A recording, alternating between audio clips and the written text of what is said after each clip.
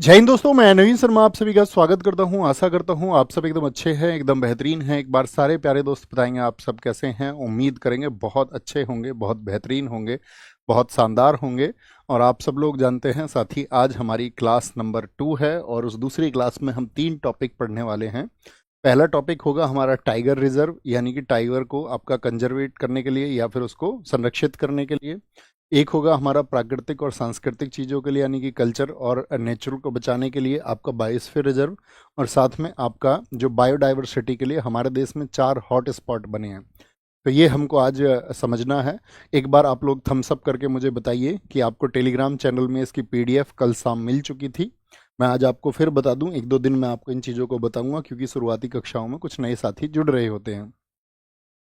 आपको साथी शाम 7 बजे जो अभी आपको यहाँ पर टेलीग्राम चैनल दिख रहा होगा कमेंट सेक्शन में भी, यानी शाम 7 बजे पीडीएफ मिल जाएगी, एक दिन पहले ही, एक दिन पहले।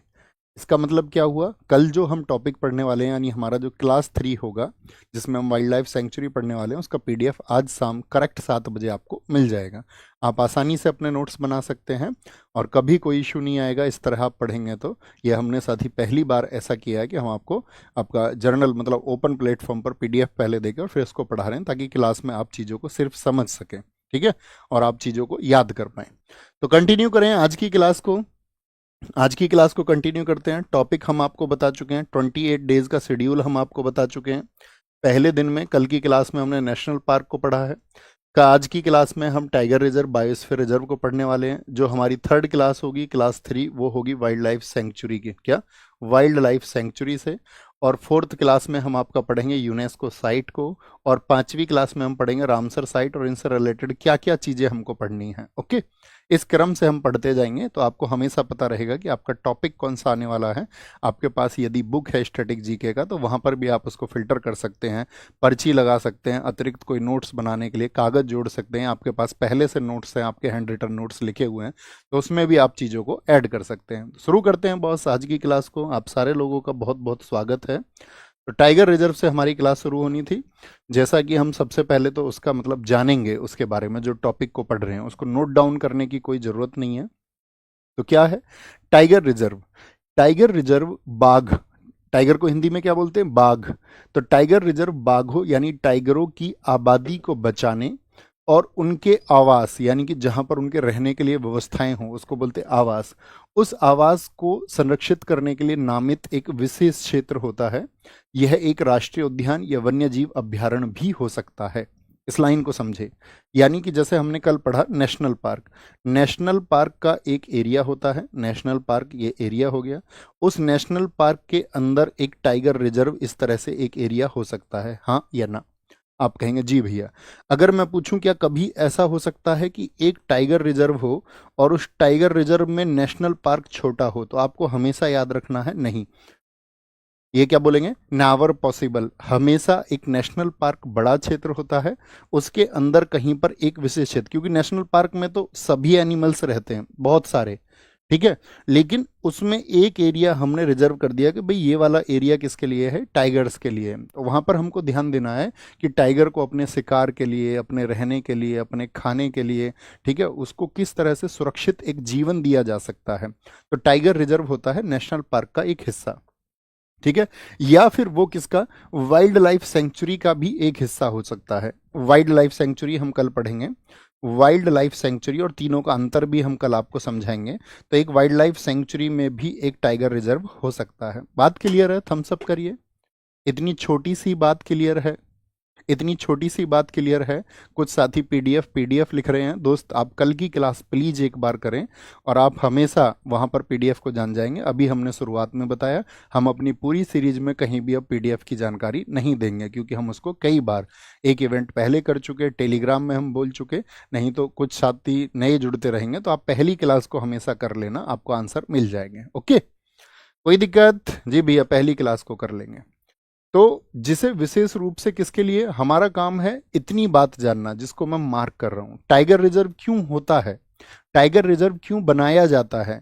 टाइगर रिजर्व नेशनल पार्क या वाइल्ड लाइफ सेंचुरी के अधीन हो सकता है, उसके अंदर हो सकता है, लेकिन काम क्या है मुख्य? बाघों को सुरक्षित करना। तो टाइगर रिजर्व के क्या ऑब्जेक्टिव्स होते हैं? The main objectives of tiger reserve are to save the tiger population, बाघों की आबादी को बचाना। भाई इन चीजों को नोट करने की जरूरत नहीं है, ये आपको अपने मस्तिष्क में स्पेस बनाना है। हाँ जी भैया। दूसरी चीज, बाघों के आवास, उनके रहने के लिए जो जरूरत की चीजें हैं। भाई ऐसा तो नहीं है कि उनको कोई और जानवर, मान के चलो भाई जानवर शिकार करते हैं और उनके शिकार के लिए ही वहां पर जिन चीजों का वो खाना खाते हैं या जिस शिकार को वो करते हैं वही उनके लिए अगर अवेलेबल ना हो वहां पर, तो ऐसी प्रजातियों को, ठीक है, ताकि क्या बना रहे, सस्टेनेबल एक आपका मतलब प्रोग्राम बना रहे कि भाई फूड चेन बनी रहे, ये इनको खा करके जीवित रहेंगे, ये इनको खा करके जीवित रहेंगे, तो ऐसी व्यवस्थाएं देना। पारिस्थितिकी संतुलन यही है जो मैं आपको अभी बता रहा था, टू मेंटेन इकोलॉजिकल बैलेंस, ताकि इकोलॉजी का भी एक बैलेंस बना रहे, कोई एक चीजें संख्या में बहुत ज्यादा ना हो जाए, कोई एक चीजें संख्या में बहुत कम ना हो जाए, तो इसको बोलते हैं इकोलॉजी बैलेंस। नेचर के अकॉर्डिंग चीजों को बैलेंस में रखना है। तो बात समझ गए? यहां पर अगर हम आपसे पूछें, कल हम आपको बताएंगे वन्य जीव अभ्यारण्य, नेशनल पार्क और टाइगर रिजर्व, जो तीनों आप जान लेंगे तीनों में क्या अंतर होता है, एक कैटेगरी एक टेबल के माध्यम से हम आपको समझाएंगे। तो आप मुझे छोटी सी बात बताएं, टाइगर रिजर्व क्यों बनाए जाते हैं, ये आपको समझ में आया? एक टाइगर रिजर्व को बनाने का क्या उद्देश्य होता है वो आपको समझ में आया? बताएंगे एक बार। बहुत बढ़िया, गुनगुन जी ने कहा है उनको समझ में आया। बहुत बढ़िया, रविचंद्र यादव जी ने कहा है उनको समझ में आया। विकास कुमार जी ने भी चीज़ों को बहुत ध्यान से समझा है। बहुत बढ़िया, चलें आगे। ये तो जनरल इंफॉर्मेशन रही। अब देखिए, राष्ट्रीय बाघ संरक्षण अधिनियम 1972, इसको बोलते हैं national tiger conservation act. English में देखना एक बार, अगर इसके पहले लेटर को हम लें तो पहले लेटर से क्या बनेगा, तो आप बोलेंगे ये बनता है NTCA। आपसे कभी भी पूछेगा NTCA एक्ट कब आया था, तो NTCA आया आपका 1972 में। इसी को बोलते हैं राष्ट्रीय बाघ संरक्षण अधिनियम 1972 के द्वारा 1973 में टाइगर रिजर्व की स्थापना। यहां से हमको एक लाइन सिर्फ याद रखनी है, बाकी कुछ याद नहीं रखना है। 1973 में स्थापना हुई। तो हम पूछेंगे आपसे कि आपका, अगर हम आपसे क्वेश्चन पूछ लें टाइगर रिजर्व की स्थापना किस वर्ष में पहल की गई, तो क्या आंसर होगा? 1973। सिर्फ इतनी बात। 1973 में हमारे देश की प्रधानमंत्री कौन थी, तो आपको पता होना चाहिए, इंदिरा गांधी जी का जो कार्यकाल है हमारे देश में, वो लाल बहादुर शास्त्री जी के बाद में 1966 से लेकर के 1977 रहा।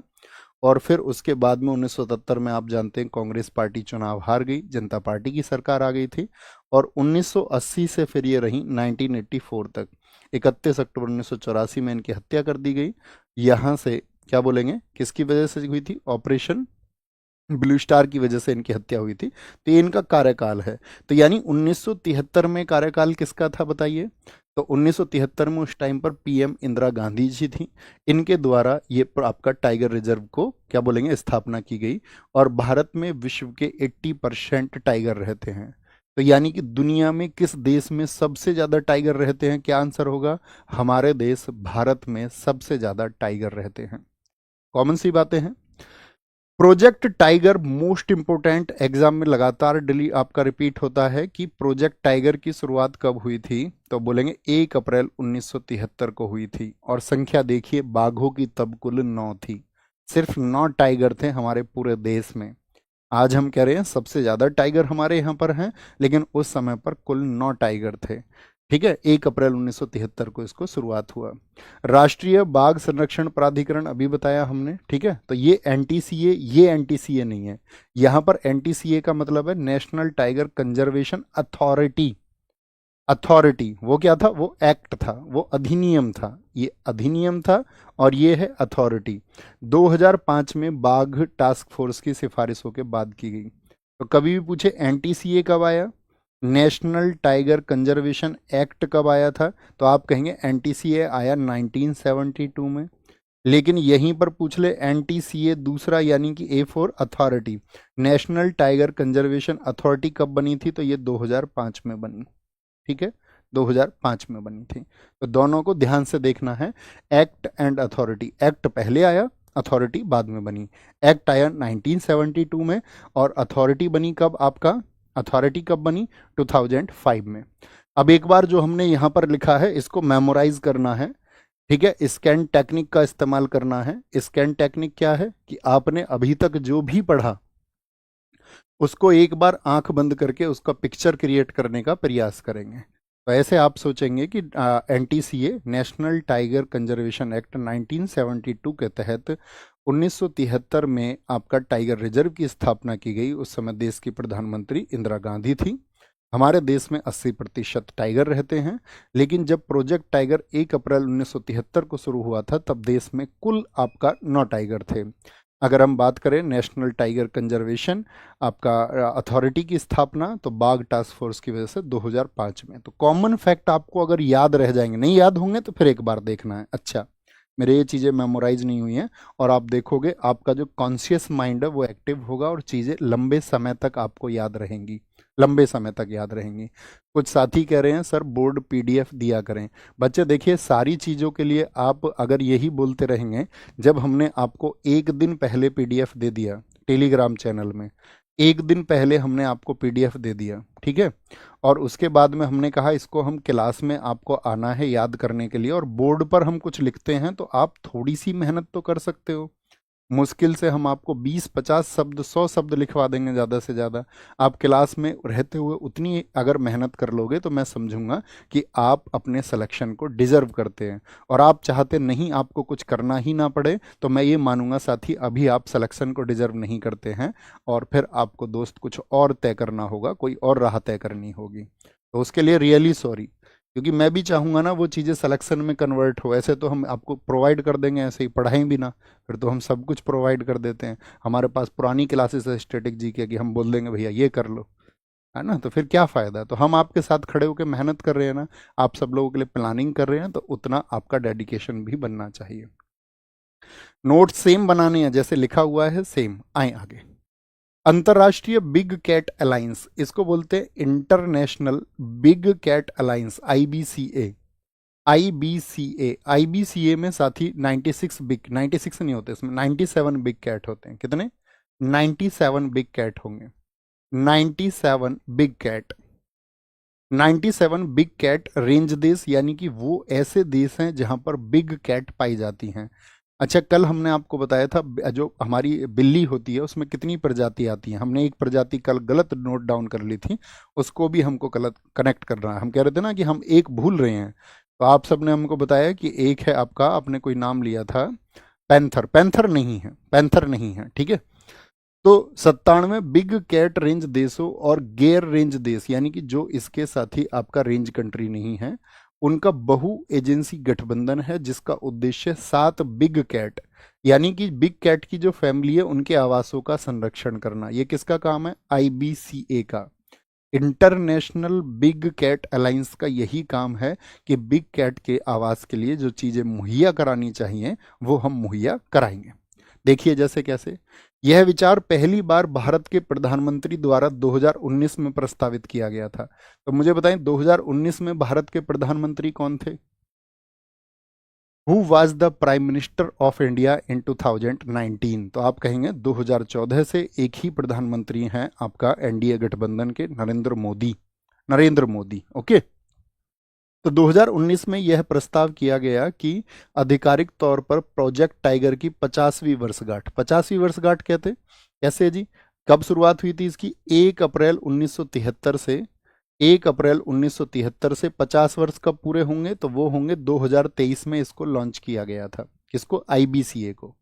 यह पहल 7 बड़ी बिल्ली की प्रजातियों के संरक्षण पर केंद्रित है। यहां देखना आप 7, कल आपने क्या बोलेंगे, हमने हिम तेंदुआ को काउंट नहीं किया और हमने वहां पर लिख लिया था किसको? एक बार थम्स अप करे जी भैया, अभी पीछे एक पेज पलट के करेक्ट करते हैं। पैंथर की जगह हमको करना था सिनो लियोपर्ड, और हमने कल उसको बोर्ड पे भी लिखा था, लेकिन हम उसको स्लिप कर गए, हम उसको काउंट करना भूल गए। तो बाघ, शेर, तेंदुआ यानी टाइगर, लॉयन, लेपर्ड, सिनो लेपर्ड।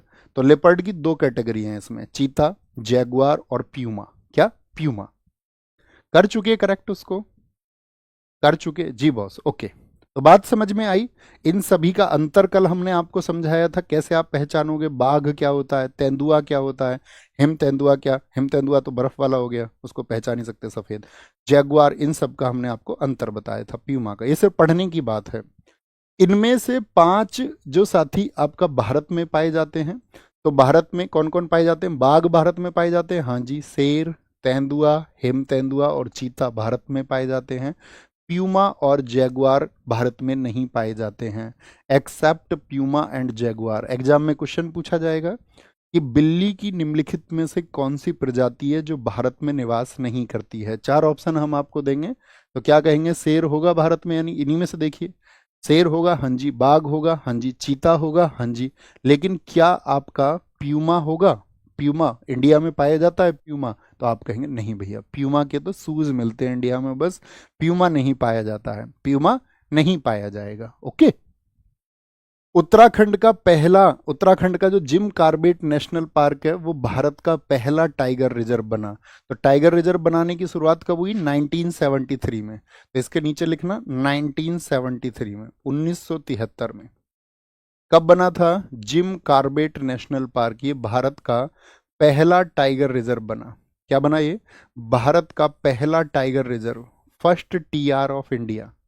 जो साथी साथ के साथ नोट्स बनाते हैं तो वो की पॉइंट्स लिखा करो अपने नोट्स में। अगर वो पीडीएफ नहीं पसंद करते हैं और क्लास के दौरान ही नोट्स बनाना पसंद करते हैं तो वो लिखा करो, भारत का पहला tiger reserve Jim Corbett national park 1973, बात खत्म। ठीक है, ऊपर की बात लिखने की जरूरत ही नहीं थी। मध्य प्रदेश के माधव राष्ट्रीय उद्यान, जो साथी आपका माधव नेशनल पार्क है, यहीं पर बनाया गया माधव टाइगर रिजर्व। क्या? Madhav tiger reserve. और अभी मैं आपसे पूछूंगा देश में कुल टाइगर रिजर्व कितने हो गए? भारत का 58वां टाइगर रिजर्व घोषित किया गया है।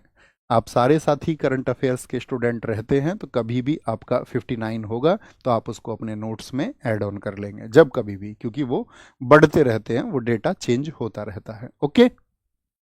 अब हम आपसे एक बात पूछेंगे, यहाँ पर कल का एक क्वेश्चन पूछेंगे हम आपसे। जिम कॉर्बेट नेशनल पार्क, जिसका पुराना नाम वहाँ के गवर्नर हेली के नाम पर था, हेली नेशनल पार्क की स्थापना किस वर्ष में हुई थी? या जिसको हम भारत का पहला नेशनल पार्क भी कहते हैं, उसकी स्थापना किस वर्ष में हुई? आंसर आना चाहिए और उससे हमको ये ऊर्जा पहुंचेगी कि हाँ, हम सही छात्रों को पढ़ा रहे हैं जो खुद को सिलेक्शन में कन्वर्ट कर सकते हैं। दिखाएं जी, नाम दिखाया करो शुभम भाई। आपका सबसे पहले आपका पूनम चंद जाट ने आंसर दिया है, राहुल कुमार, सुषमा रेडू, बहुत शाबाश। अब आते हैं T2 अवार्ड पर। देखो T2 का मतलब क्या होता है? T4 होता है यहाँ पर टाइगर। टाइगर कितने करने हैं? 2 गुने। टाइगर की संख्या अगर आपने 2 गुनी कर दी तो T2 अवार्ड मिलेगा। इस अवार्ड की घोषणा 2010 में टाइगर रेंज कंट्रीज ने मिलकर की थी। अब आप सोचेंगे टाइगर रेंज कंट्रीज क्या होती हैं? तो टाइगर रेंज कंट्रीज उन कंट्रीज को कहते हैं जहां पर टाइगर स्वतंत्र घूम सकते हैं।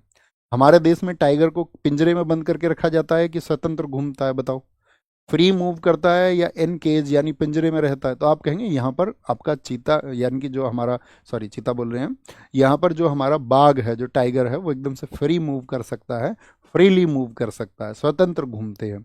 तो भारत भी एक टाइगर रेंज कंट्री है। भारत कैसी कंट्री है? एक टाइगर रेंज कंट्री है, क्योंकि यहाँ पर जो आपका टाइगर है वो स्वतंत्र रूप से घूम सकते हैं। T2 अवार्ड, इस अवार्ड की घोषणा 2010 में टाइगर रेंज कंट्रीज ने मिलकर की थी। यहाँ पर सेंट पीटर्सबर्ग में आपका एक सम्मेलन हुआ था रूस में 2010 में। सेंट पीटर्सबर्ग कहाँ पर पड़ता है? ये रूस में। यहाँ पर एक कॉन्फ्रेंस हुआ कि भाई एक काम करते हैं, जो भी टाइगर को दुगना करेगा उसको हम अवार्ड देंगे, और 2010 से इसको ढूंढा जाने लगा, लेकिन बहुत टाइम के बाद में। और ये 4 वर्षों में करना है। टाइगर की संख्या दुगनी कितने वर्षों में करनी है? कितने वर्षों में? यहाँ पर एक शर्त और लगाई गई, 4 वर्षों में, 4 ईयर्स में, क्योंकि जो साथी आपका टाइगर की काउंटिंग होती है वो 4 वर्षों के बाद ही होती है। जैसे आप देखते हो सेंसस कितने साल के बाद में होता है, जनगणना कितने वर्षों के बाद में होती है, तो जनगणना 10 वर्षों के बाद में होती है।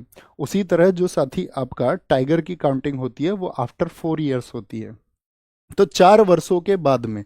तो भैया किसी भारत में सबसे पहले किसको दिया गया? 4 वर्षों के बाद में। तो भारत का पहला 2014 से 18 यहाँ पर था पीलीभीत टाइगर रिजर्व। बताइए, आपने देखा होगा पीडीएफ को। पीलीभीत टाइगर रिजर्व कहाँ पर स्थित है, किस राज्य में है? पीलीभीत टाइगर रिजर्व, ये साथी पहला टाइगर रिजर्व है, first tiger reserve who got T2 award. पहला टाइगर रिजर्व, TR लिख रहे हैं हम टाइगर रिजर्व को, जिसे जिसे T2 अवार्ड मिला पूरी दुनिया में। क्या मिला? T2 award. किस किस सेशन के लिए मिला? 2014 से 18। तो क्या इसने आपका भैया यहाँ पर पीलीभीत में जो टाइगर थे वो दोगुने हो गए थे? हाँ जी। पहले उनकी संख्या थी 2014 में 25, और 2018 में उनकी संख्या हो गई थी 65। कितनी? 20 से कितना इंक्रीज कर लिया? 65। तो दो गुना हुआ, यस और नो? दो गुना हुआ या नहीं हुआ? आप कहेंगे जी भैया दो गुना हुआ। तो सबसे पहले बना पीलीभीत टाइगर रिजर्व, ठीक है। और इसको किस सेशन के लिए मिला? 2014-18 सेशन के लिए मिला। लेकिन मिला किस वर्ष में? इस सेशन में दुगने किए तो इसके बाद ही मिला होगा। तो ये अवार्ड इसको 2020 में मिला, लिख लेना।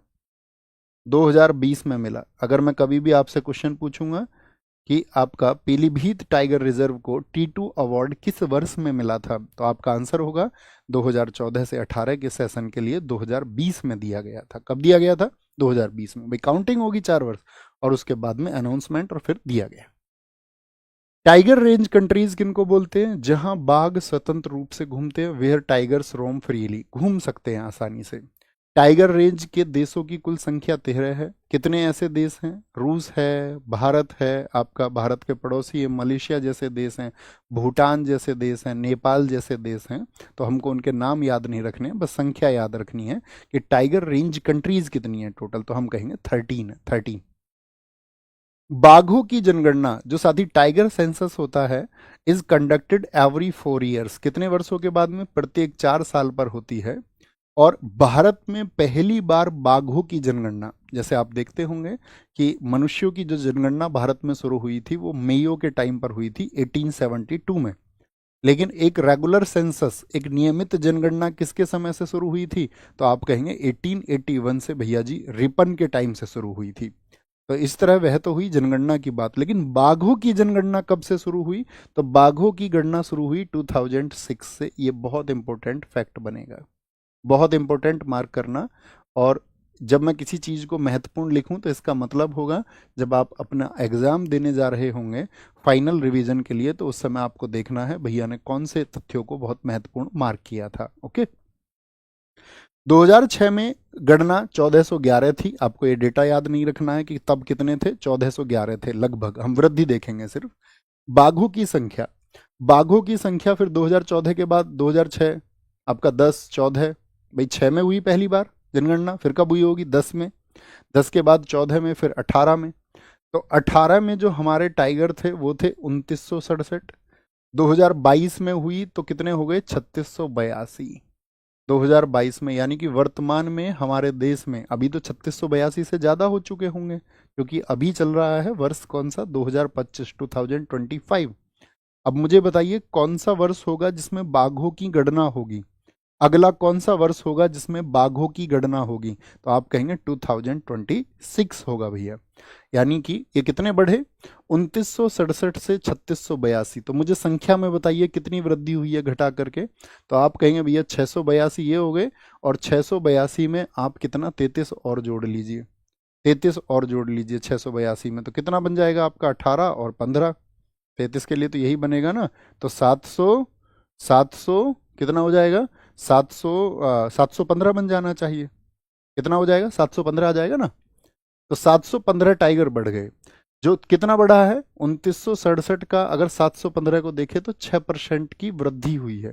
तो हम आपसे पूछेंगे कि भारत में टाइगर की जो साथी आपका काउंट है वो कितने परसेंट बढ़ा है? 6%।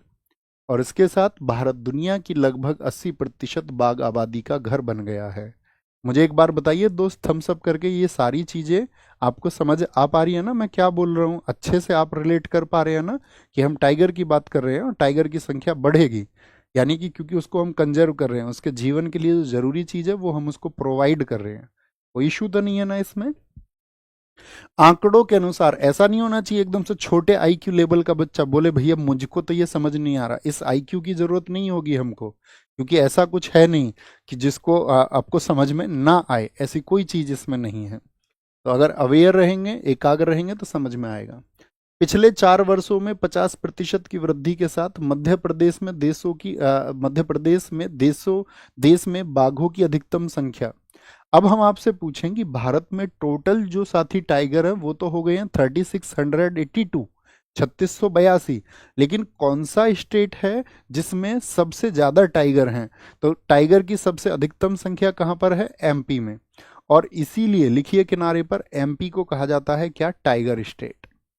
क्यों कहते हैं एमपी को tiger state?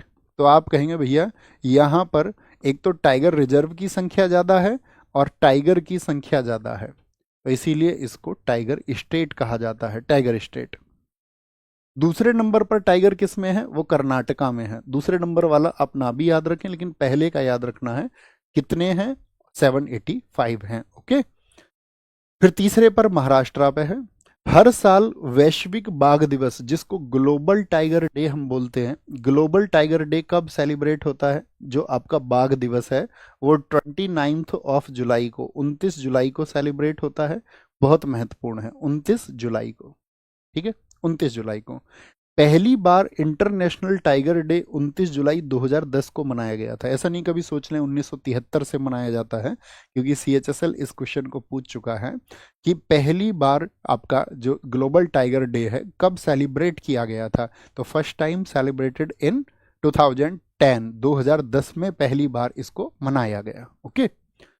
Tiger man of India कौन है? वो है कैलाश सांखला। कैलाश सांखला, क्योंकि 1973 में जब ये प्रोजेक्ट आया तो इंदिरा गांधी जी से इस बारे में बात करने वाले व्यक्ति, इस मुहिम को चलाने वाले व्यक्ति कैलाश सांखला थे, और इन्होंने इस देश में टाइगर्स के लिए बहुत काम किया। तो अक्सर आप एग्जाम्स में देखते होंगे कई बार जो साथी मैन है वो पूछे जाते हैं। देखिए यहाँ पर एक आंसर चेंज हो जाएगा। अभी लिख रहा है टाइगर मैन ऑफ इंडिया, अगर मैं सिर्फ टाइगर मैन बोल दूं और मैं ऑफ इंडिया ना लगाऊं उनके साथ में, टाइगर मैन सिर्फ इतना बोल दूं, तो आंसर चेंज हो जाएगा। टाइगर मैन फिर हो जाएंगे आपका वाल्मीकि ठाकुर। कौन हो जाएंगे? वाल्मीकि ठाकुर हो जाएंगे। लिखें अपनी कॉपी पर, अगर सिर्फ टाइगर मैन बोल दूं। लेकिन भैया कभी ऐसा हुआ एग्जाम में, पूछ लिया टाइगर मैन कौन है और दोनों का नाम दे दिया, कैलाश सांखला भी और वाल्मीकि ठाकुर भी, तब भी आंसर सिर्फ टाइगर मैन पूछे तो वाल्मीकि ठाकुर, और वाल्मीकि ठाकुर नहीं दिए हुए हैं और टाइगर मैन पूछ लिया है, और इस समय फिर आपको एग्जामिनर का माइंडसेट समझना है कि वो आंसर कैलाश सांखला जी चाह रहा है। बट टाइगर मैन दे के वाल्मीकि ठाकुर ना दे, तो दोनों का आपको पता होना चाहिए। तो क्या बोलेंगे? Tiger man of India Kailash Sankhla है। तो इस तरह के कई मैंस पूछे जाते हैं जिन्होंने उस प्रजाति को बचाने के लिए काम किया है या उस एक क्षेत्र में विशेष काम किया है। जैसे एलिफेंट मैन ऑफ इंडिया कौन है? लिखना एलिफेंट, एक पेज पे लिखिए कहीं, शॉर्ट नोट बनाइए, elephant man of India. Elephant man of India, जो साथी जानते हो वो आंसर भी करना। ये हैं आपके अजय देसाई। कौन है? अजय देसाई। अजय देसाई हैं आपके, अजय देसाई। ठीक है, अजय देसाई हैं। अगर हम आपसे पूछें फ्रॉग मैन ऑफ इंडिया कौन है? जो फ्रॉग किसको बोलते हैं? मेंढक को। Frog man of India, frog man of India की अगर हम बात करते हैं तो एच डी बीजू बोलते, सत्यभामा दास बीजू। सत्यभामा, सत्यभामा दास, सत्यभामा दास बीजू हैं, बीजू, सत्यभामा दास बीजू। ये फ्रॉग मैन ऑफ इंडिया हैं देश के। अगर हम आपसे पूछ ले बर्ड मैन ऑफ इंडिया, बताइए बर्ड मैन ऑफ इंडिया कौन है? तो सलीम अली। कल हमने आपको बताया था सलीम अली राष्ट्रीय उद्यान किस राज्य में है? सलीम अली। तो क्या बोलेंगे भैया? जम्मू कश्मीर में। बर्ड मैन ऑफ इंडिया हो गए। Water man of India, water man of India, तो आप कहेंगे भैया राजेंद्र सिंह हैं, राजेंद्र सिंह, राजेंद्र सिंह हैं, Rajendra Singh. Pond man of India, pond man of India जो देश में तालाबों को सुरक्षित करने के लिए, बचाने के लिए काम कर रहे हैं, पॉन्ड मैन ऑफ इंडिया, वो हैं आपके राजेंद्र तंवर। कौन है? राजेंद्र तंवर हैं, Rajendra Tanwar, pond man of India. अगर हम आपसे पूछे यहाँ पर soil man of India, soil मतलब मिट्टी man, soil man of India किसको कहा जाता है मिट्टी के लिए? वो रतन लाल हैं। कौन है? रतन लाल हैं। फॉरेस्ट मैन ऑफ इंडिया कौन है? भारत में जंगलों को बचाने के लिए काम कर रहे हैं। फॉरेस्ट मैन ऑफ इंडिया ये हैं जादव पायेंग। कौन है? सॉरी, जादव पायेंग, जादव पायेंग है, Jadav Payeng. Snake man of India आपसे पूछ ले, सांपों को बचाने के लिए स्नेक मैन ऑफ इंडिया, इतने मैन आपको याद रखने हैं। स्नेक मैन ऑफ इंडिया कौन है? तो वो रोमुलस व्हिटकर हैं। कौन है? Romulus, Romulus Whitaker. कौन व्यक्ति हैं? रोमुलस व्हिटकर हैं, रोमुलस व्हिटकर। तो कभी भी आपसे मैन पूछे जाए किसी भी क्षेत्र के, वो आपको पता होने चाहिए। ठीक है, एक बार नोट कर लें और फिर थम्स अप करके हमें बता दें कि हम आगे चलें। तो हम आगे की चीज़ों को पढ़ते हैं। रोमुलस व्हिटकर, बहुत बढ़िया। तो ये सारे मैन ऑफ इंडिया कहलाते हैं। उस क्षेत्र में इनका विशेष काम है, उस प्रजाति को, उस चीज को बचाने के लिए इन्होंने प्रयास किए हैं, प्रयास किए हैं। ओके, लिख चुके? मेरे साथ साथ ही लिख लिया करो जिसको हम नोट कराएं। Okay, noted noted noted, very good very good. अब आते हैं भारत के 58 टाइगर रिजर्व। देखिए, हमने बताया टाइगर रिजर्व नेशनल पार्क के अंदर हो सकता है कि नहीं हो सकता है। तो बहुत सारे नाम तो आपको कॉमन दिखेंगे। आपका ध्यान होना चाहिए जो नाम आपने कल नहीं पढ़े थे उन पर विशेष तौर से, उन पर विशेष तौर से। देखिए कैसे। आंध्र प्रदेश का नागार्जुन सागर श्रीशैलम है, ये भारत का सबसे बड़ा टाइगर रिजर्व है और इसी को बोलते हैं। वह कौन सा सबसे बड़ा है जिसमें क्रांतिक बाघ आवास है, यानी कि स्पेशली सिर्फ और सिर्फ इसी के लिए बहुत ज़्यादा संख्या में भी है। क्रांतिक बाघ आवास बोलते हैं इसको। क्रांतिक बाघ आवास कहाँ पर है? ठीक है, सबसे बड़ा भी यही है तो सबसे ज़्यादा आवास भी यहीं पर। आवास के लिए ज़्यादा चीज़ें, क्रिटिकल, इसको हम बोलेंगे critical tiger habitat. Critical tiger habitat कहाँ पर है? क्रिटिकल टाइगर हैबिटेट, तो वो आपका नागार्जुन सागर श्रीशैलम में है। क्या बोलेंगे? नागार्जुन सागर श्रीशैलम। आंध्र प्रदेश का ये भारत का सबसे बड़ा टाइगर रिजर्व भी है। अच्छा, कितने साथी बताएंगे हमको भारत का सबसे छोटा टाइगर रिजर्व कौन सा है? भारत का सबसे छोटा टाइगर रिजर्व कौन सा है? बताएंगे जी फटाफट से, फटाफट से बताएंगे। कोई दिक्कत? आप कहेंगे अरुणाचल। अच्छा, अब मुझे बताओ फटाफट से, अरुणाचल नाम दफा याद है? कैसे बताया था हमने? ये विश्व का सबसे ऊंचा है। अरुण आंचल को लेके क्या हो गया था? भाग गया था, तो उसके नाम दफा लिख गई थी। हाँ जी, आंचल को याद रखना ना, आंचल के कोमल अंग है, सॉफ्ट सी आंचल है, ऐसे याद रखना। कमलंग को याद रखेंगे कोमल अंग से, रूट लिखिए कोमल अंग, कोमल अंग है उसके, कोमल अंग है। ठीक है, सॉफ्ट स्किन। और क्या बोलेंगे भैया, नाम पे जो दफा लिखी गई उसके, तो वो दफा लिखी गई उसके घर वालों ने पक्की रिपोर्ट की है, एकदम से पक्की रिपोर्ट, पक्की दफा लिखवाइए एकदम कि उल्टा आना पड़े। अब बताइए कौन सा फिर आंचल मिली कि नहीं मिली? तो मोलिंग नेशनल पार्क भी यहीं पर था। आज हम नेशनल पार्क का नाम नहीं लेंगे, आज हम सिर्फ टाइगर रिजर्व का नाम लेंगे। ओके, बात क्लियर है? मेमोराइज करना है कल वाला भी। असम, आसाम। देखिए मानस हमने कल याद बताया, अरे आसाम क्या बोला था? आसाम भले मानस, क्या करने थे? रंगों के नाम याद रखने थे, रंग से याद रखना है। क्या याद रखने थे? रंग के नाम। ये हमने कल आपको रिलेट करके बताया। काजीरंग में भी क्या आता? रंग वर्ड आता है। अरे मानस रंगों के नाम सुनाने हैं, कब सुनाने हैं? आज शाम। गुरुजी सुना देंगे आज शाम, गुरुजी हम रंगों के नाम तुमको सुना देंगे। ठीक है। ओरंग, बिहार का वाल्मीकि, याद है? बिहा होने के बाद आदमी क्या बन जाता? बालम बन जाता, बालम, तो वाल्मीकि हो गया। छत्तीसगढ़ की बात करें, छत्तीसगढ़, छत्तीसगढ़ का रूट वर्ड क्या रहेगा? छत। ये तो हमने कल बताया आपको, बिहा होने के बाद में आदि बालम बन जाता, बालम, बालम थानेदार, चला हुआ जिप्सी। छत, छत से बोलेंगे उदंतती सीता नदी। छत से याद करिए, मेमोराइज करिए कल की चीजों को।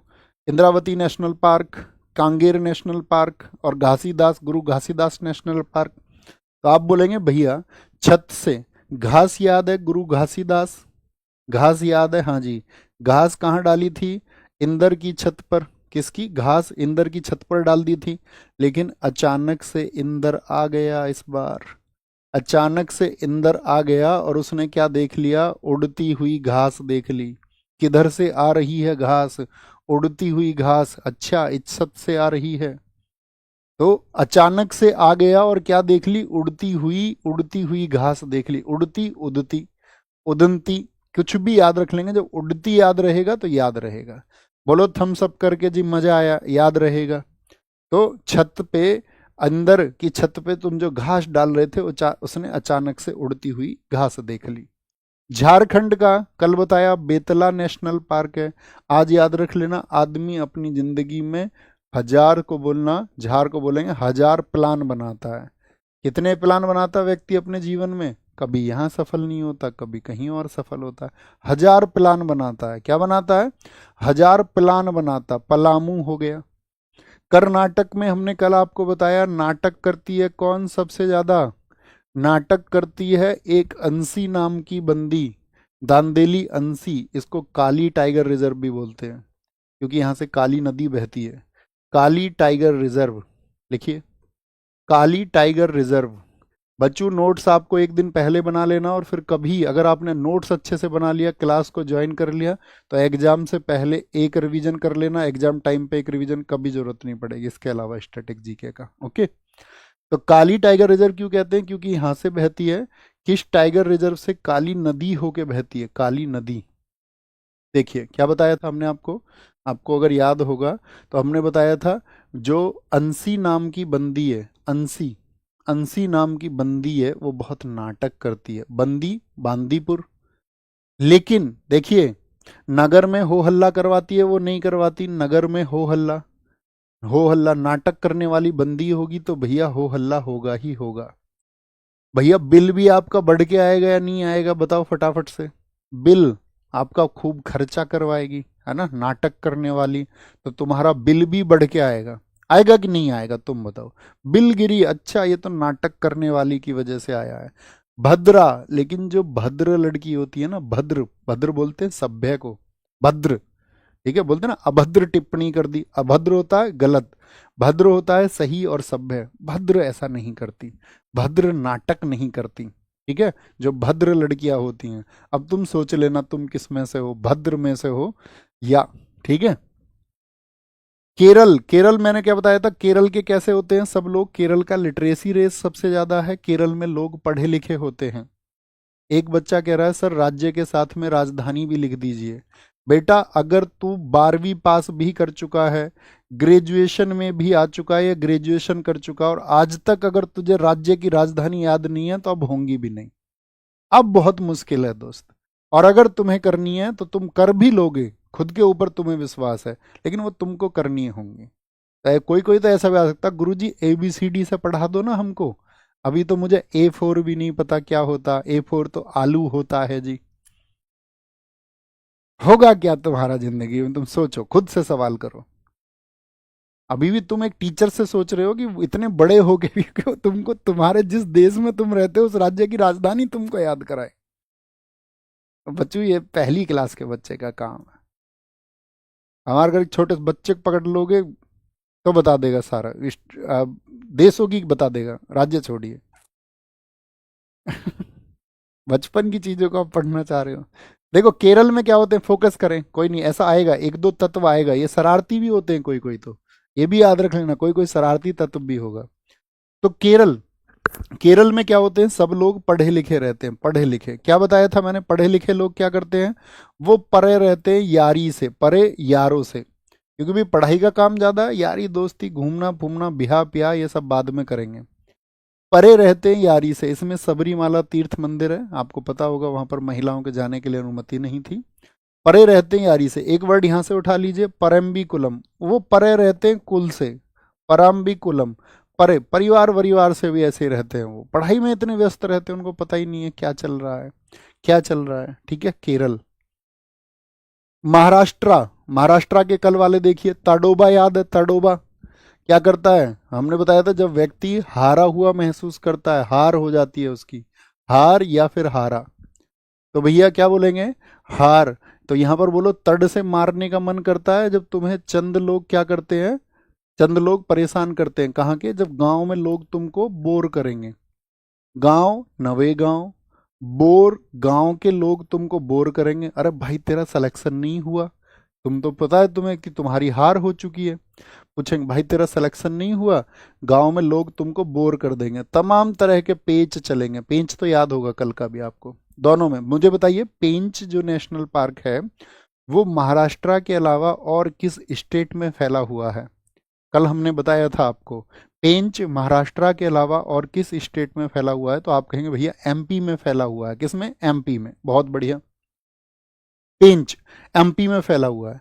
सह्याद्री के लिए एक रूट वर्ड याद रख लीजिए, सहाया। क्या बोलोगे? सहाया।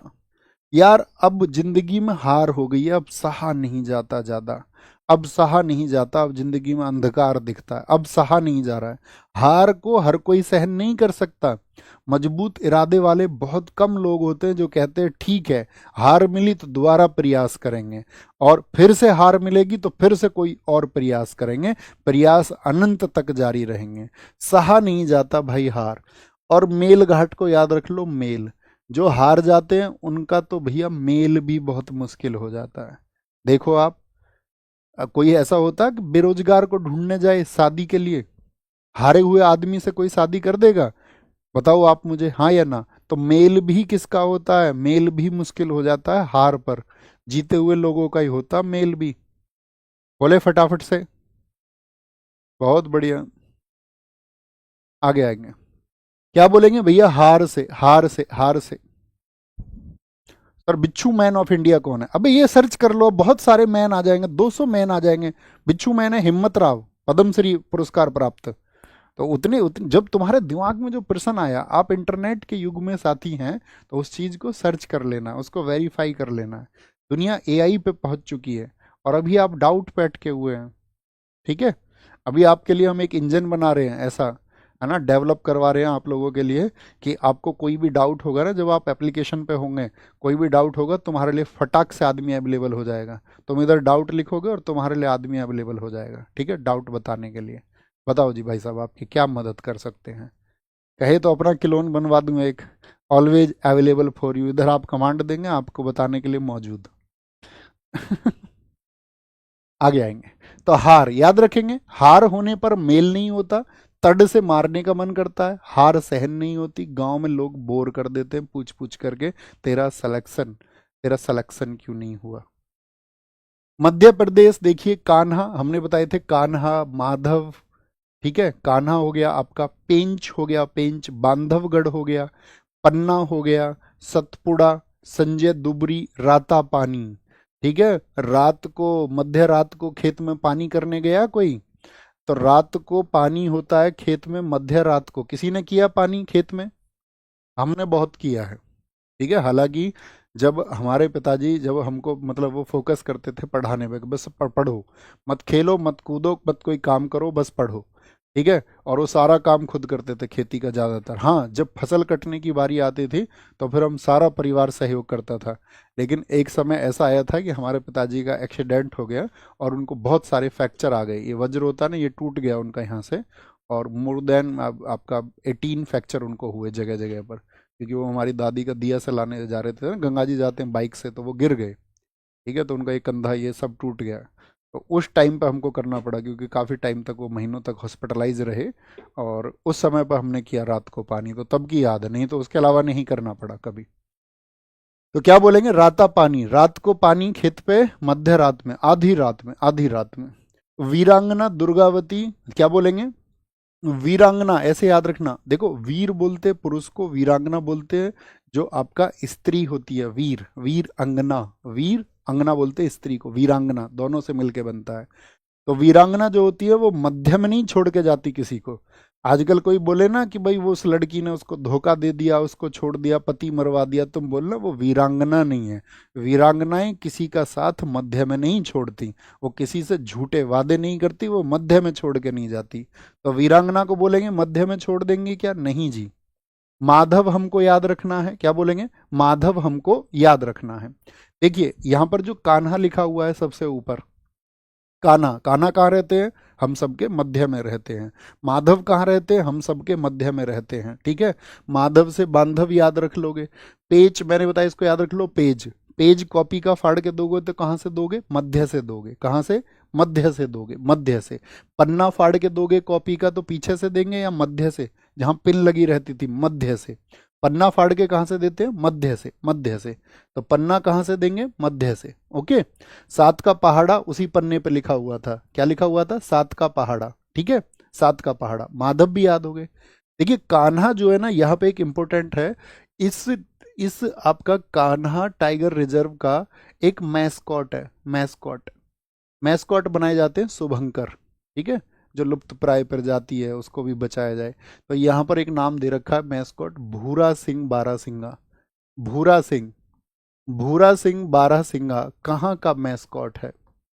भूरा सिंह बारहसिंगा। जब मैंने रिसर्च किया इसको तो मैंने पाया कि ये क्वेश्चन पूछा गया है। भूरा सिंह बारहसिंगा किस टाइगर रिजर्व का अपना शुभंकर है, यानी कि मैस्कॉट है, मैस्कॉट है।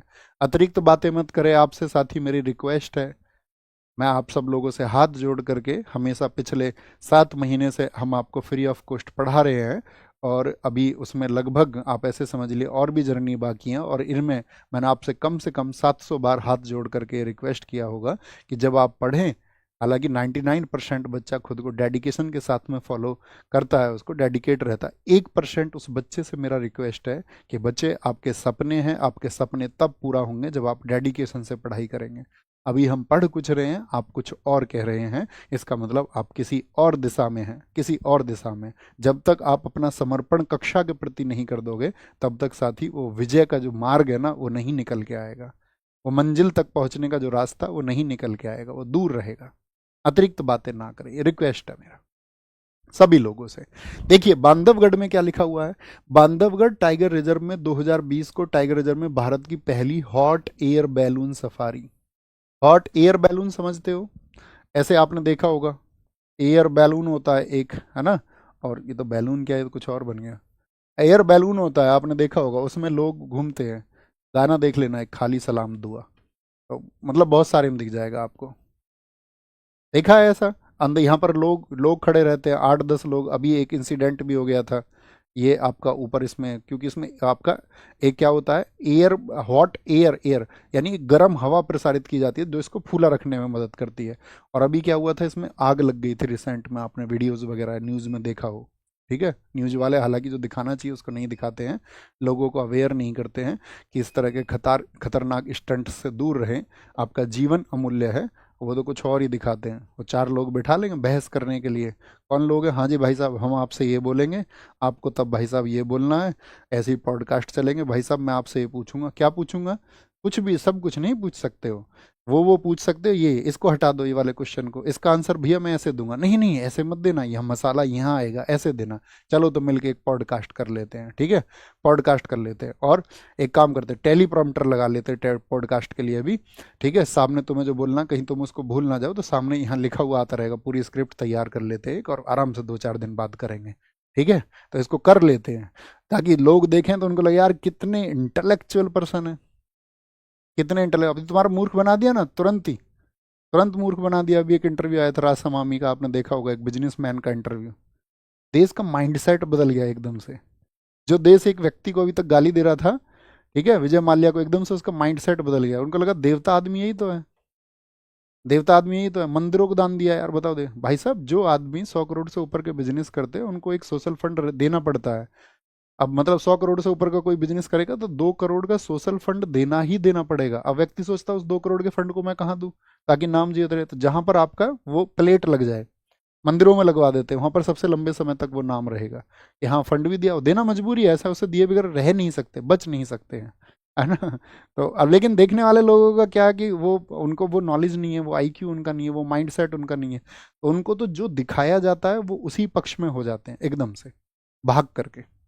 तो ऐसा नहीं होना है, थोड़ा आईक्यू लेवल अपना बढ़ाइए, आप भी मनुष्य हैं। अपनी रिसर्चेज पर थोड़ा विश्वास करिए, थोड़ा रिसर्च करिए, थोड़ा रिसर्चर बनिए।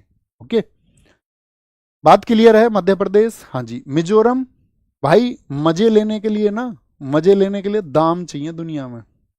मजे लेने के लिए क्या चाहिए? दाम चाहिए, दाम, दाम। जैसे दुनिया में क्या बताया जाता है कि यार जो पैसा है ना, पैसा, धन, वो मतलब सारी समस्याओं की जड़ पैसा है। कहा जाता है कि नहीं कहा जाता? और ये कहा किसके द्वारा जाता है? मैक्सिमम किन लोगों के द्वारा बोला जाता है ये? जिनके पास धन नहीं है। यानी कि आपकी जरूरतें किससे पैदा होती है? धन सबसे बड़ी चीज नहीं है, लेकिन बहुत बड़ी चीज है। उस माइंडसेट से तुमको निकलना होगा। हाँ भैया, हमको जो है पैसे अर्न करने पड़ेंगे, हमारी बेसिक नीड्स उसी से पूरी होंगी। ठीक है, सभी लोग एकदम से सन्यास को ग्रहण नहीं कर सकते। 850 करोड़ लोग सन्यास ग्रहण कर लेंगे, प्रकृति संतुलन बिगड़ जाएगा। ठीक है, क्या बोलेंगे तो क्या बोलेंगे? मजे मजे मजे के लिए दाम चाहिए भैया। उड़ीसा याद है? उड़ उड़, वो किसी के साथ उड़ेगी। कौन सी सिम लेके आई थी बताना? कौन सी सिम लेके आई थी? तो वो उड़ेगी। उसने एक सिम ली है वोडाफोन की, किसी से बात करती है, उड़ जाएगी वो एक दिन, देखना तुम। 7 कोस कितनी दूर चली जाएगी? 7 कोस दूर चली जाएगी उड़ के। कितनी दूर चली जाएगी उड़ के? 7 कोस। जैसे अभी किलोमीटर में मेजर करते हैं तो पहले, अरे तुम्हें वोडाफोन भी याद है? अरे ऐसे फिक्स नहीं है यार। वाई याद रख लो, जियो याद रख लो, देश में जियो चल रहा है, एयरटेल याद रख लो, कुछ भी रख लो, वोडाफोन ही याद कर लिया है तुमने। तो क्या बोलेंगे? उड़ के उसने सिम ले लिए, 7 कोस दूर चली जाएगी। राजस्थान, राजस्थान राजा का स्थान। क्या बोलोगे? राजा का स्थान। राजा का स्थान कैसे प्राप्त होता है?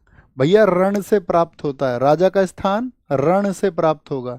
अरे इसमें तो बहुत रिस्क है भाई, लड़ने में, रण में रिस्क तो है, लेकिन तुम क्या बोलोगे? याचना नहीं, अब रण होगा, अब रण होगा। मुकुद्रा हिल्स, रण में रिस्क लोगे तभी तो मुकुट मिलेगा, मुकु से मुकुद्रा। रामगढ़ विषधारी, तो आप कहेंगे भैया इस रास्ते में तो कोई तुमको विष भी पिला सकता है। देखा तुमने, राजाओं को विष पिला दिया जाता था।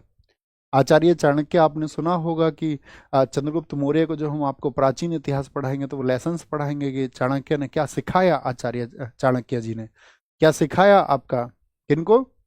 ग्रेट आचार्य चाणक्य जी ने चंद्रगुप्त मौर्य को क्या सिखाया, तो वो उनको आपको पता होगा। विष भी देते थे, स्लो पॉइजन, ताकि कोई सी जहर का असर ना हो उन पर, किसी जहर का असर ना हो।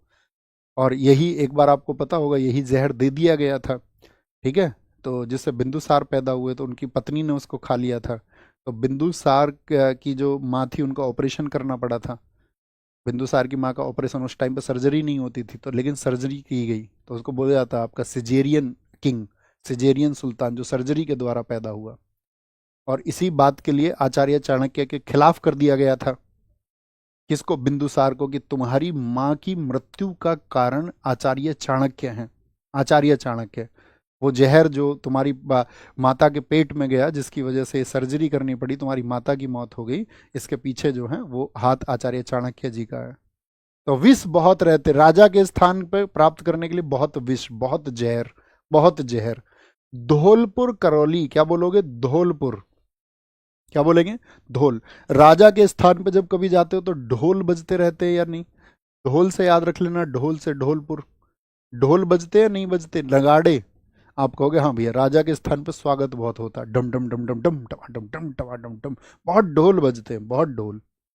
तमिलनाडु, तमिलनाडु क्या बताया था? तुम मिलने आना, तुम मिलना, तुम मिलना। और क्या फरमाइश थी जब मिलने आना? तो क्या लेके आना? क्या मांगा था उसने? मलाई, मलाई। तो मलाई रूट वर्ड तो तमिलनाडु का है ही, मिलन और मलाई। देखो, मिल वर्ड भी आ रहा है और मलाई वर्ड भी आ रहा है। तो मिलन पे मलाई, क्या बोलेंगे? मलाई, मलाई जहां पर भी आ रहा है। और ये कलाकंद लिखा हो तो कलाकंद भी याद रख लो यार। तुम मिलने आना तो कलाकंद लेके आना। बोलो थम्स अप करके, जी भैया जब सिलेक्शन हमारा होगा तो कलाकंद ही लेके आएंगे। ठीक है, क्या बोलोगे? कलाकंद, मुंडन थुरई से याद रख लेना, कलाकंद, मलाई, मलाई, मलाई। और सत्यमंगलम, सत्य को तो आप जानते ही हो सारे लोग, कि तुम मिलने आना तो सत्य के साथ मिलने आना, झूठ के साथ मिलने मत आना। कभी पता चले तुम्हारे ख्यालों में कोई और है और हमको तुम फिर बताओ भी ना, और हमारे साथ साथ फेरे भी ले लो, और फिर हमको तुम घुमाने भी ले जाओ मेघालय। दिक्कत है ना, तो बता दो पहले ही। अब घर वाले भी प्रेशराइज कर रहे हैं और फिर ऐसे नेशनल मीडिया पे दिखा रहे हैं ये हो गया वो हो गया। जब उसको किसी और से शादी करनी है तो तुमने क्या प्राप्त कर लिया फिर? ठीक है, थोड़ा अवेयर हो जाओ। हाँ, अपनी बेटी को अवेयर करो कि ये तुम्हारे लिए ठीक चॉइस नहीं है, ये लड़का सही नहीं है, और उसके मतलब ये चीज़ें हैं, और तब भी लड़की अंधी हो। तब भी लड़की ना माने तो तब क्या करोगे? जबरन तो कोई चीज़ें अभी इस आधुनिक भारत में हो नहीं सकती, हो नहीं सकती। ये तो परवरिश और आपका परिवेश का नतीजा है कि आप उस बच्चे को किस तरह से गाइड करते हैं, वो किस तरह से अपने डिसीजंस लेंगे, और उनके डिसीजंस अच्छे हों, उनके निर्णय गलत ना हो। ये हमारी और इस समाज की जिम्मेदारी बनती है कि हम उसके लिए उनको अवेयर करें। ठीक है? तो क्या बोलेंगे भैया, सत्य के साथ मिलने आना, तुम जब मिलने आना, झूठ के साथ में नहीं। झूठ अपने घर रख के आना। एक बच्चे ने बताया भैया सत्यमंगलम को भी T2 अवार्ड मिल चुका है। क्लैपिंग, बहुत अच्छा आंसर आपने किया है, बहुत अच्छा आंसर आपने किया है। एक बार सत्यमंगलम टाइगर रिजर्व को भी पीलीभीत के बाद में T2 अवार्ड मिल चुका है। ठाकुरवाणी, बच्चे आप हमेशा अच्छे आंसर देते हैं, मैं अक्सर आपको देखता रहता हूँ। बहुत बढ़िया, शाबाश, बात क्लियर है। तेलंगाना, इसको याद रख लेना, गाने से, गाना से, गाना से। वहां पर तेल से याद कराया था हमने, यहाँ गाने से याद रख लेना। आदमी गाने नहीं सुनता, कंबल ओढ़ के, कंबल ओढ़ के, तेरा मेरा प्यार अमर रहे, पता नहीं मुझे, मतलब लिरिक्स पता नहीं है क्या है, वो तुम देख लेना। मतलब आदमी गाने कैसे सुनता? कंबल ढक के।